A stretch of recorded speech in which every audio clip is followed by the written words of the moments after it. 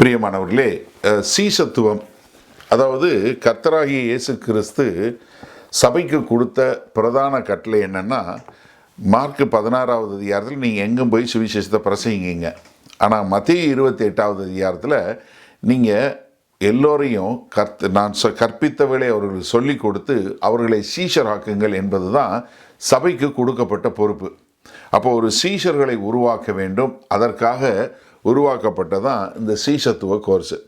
இந்த சீஷத்துவ புஸ்தகத்தை நீங்கள் எப்படி உபயோகப்படுத்தலாம் அப்படின்னு சொல்லி பார்த்தீங்கன்னா, இந்த புஸ்தகத்தில் நீங்கள் முதலாவது ஒரு அதிகாரம் இருக்கிறது. இந்த அதிகாரம் முடிந்த உடனே நான் இந்த மாதிரி ஒரு சீஷனாக, இயேசு கிறிஸ்துவுக்கு சீஷனாக இருந்து அவருக்கென்று கீழ்ப்படிந்து வாழ்வேன் என்று சொல்லக்கூடிய நீங்கள் இதில் கையொப்பமிட்டு நீங்கள் இதை ஒரு அக்ரிமெண்ட் கொடுக்கணும். கொடுத்ததற்கு பின்பாக நீங்கள் என்ன பண்ண வேண்டுமென்றால், நீங்கள் இதில் முன்னாடி அட்டவணையில் பார்த்தீங்கன்னா இருக்கும், ஒவ்வொரு வாரத்திற்கும் ஒரு பாடம். ஆனால் என்னென்னா, ஒரு வாரத்துக்கு நீங்கள் ஒரு பாடம் தான் படிக்கணும். ஒரு வாரத்துக்கு.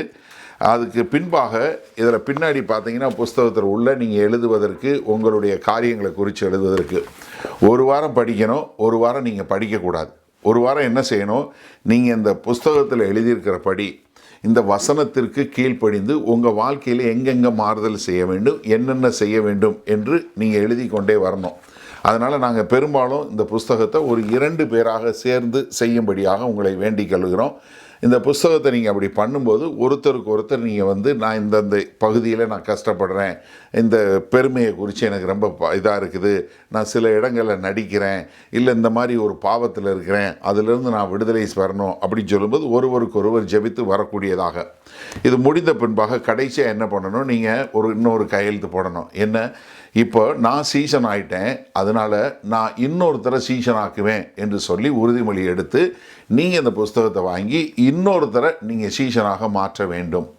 அதுதான் கர்த்தராக இயேசு கிறிஸ்துவனுடைய விருப்பம். அதனால் இந்த புஸ்தகம் அதற்காக வடிவமைத்திருக்கிறோம். இந்த புஸ்தகத்தினுடைய இப்போ அச்சடிக்கும் விலை எங்களுக்கு எவ்வளோ காஸ்ட் ஆச்சுன்னா, எங்களுக்கு 100 ரூபாய் ஆனது.